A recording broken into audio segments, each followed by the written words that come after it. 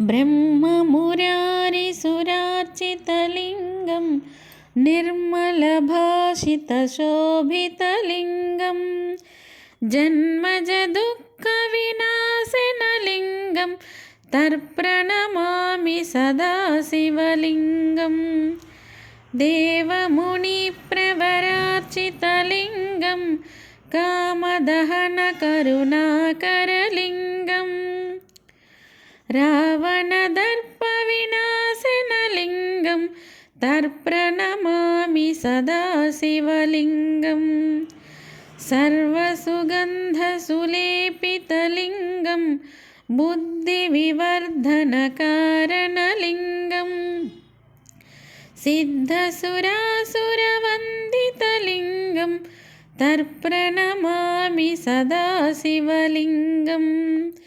कनकमहाफणिभूषितलिङ्गं दक्षसुयज्ञविनाशनलिङ्गं फणिपतिवेष्टितशोभितलिङ्गं तर्प्रणमामि सदा शिवलिङ्गं कुङ्कुमचन्दनलेपितलिङ्गं पङ्कजहारसुशोभितलिङ्गं सञ्चितपापविनाशनलिङ्गं तर्प्रणमामि सदा शिवलिङ्गं देवगणार्चितसेवितलिङ्गं भावर्भक्तिभिरेव च लिङ्गं दिनकरकोटिप्रभाकरलिङ्गं तर्प्रणमामि सदा शिवलिङ्गम्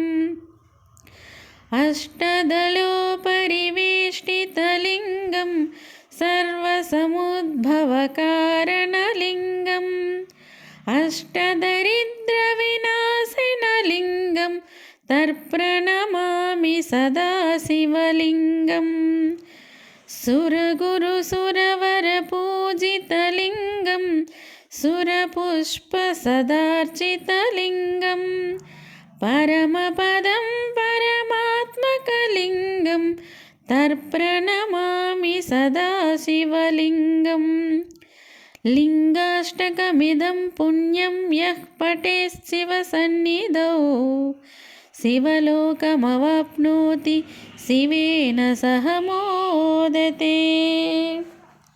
ఓం నమ శివాయ. Thank you for watching. ఇందులో ఏమైనా మిస్టేక్స్ ఉంటే మీరు కామెంట్ చేయండి. Thank you for watching.